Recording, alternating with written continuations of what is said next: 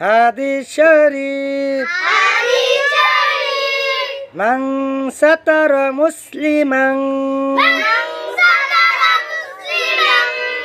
সাতারাহুল্লাহু ফিদ দুনিয়া ওয়াল আখিরাহ।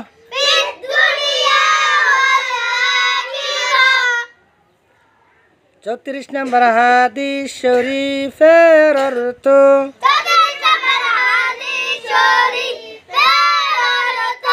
যেই ব্যক্তি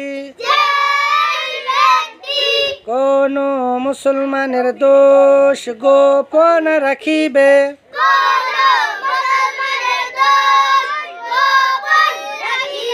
আল্লাহু তাআলা দুনিয়া ও আখিরাতে তাহার দোষ গোপন রাখিবেন।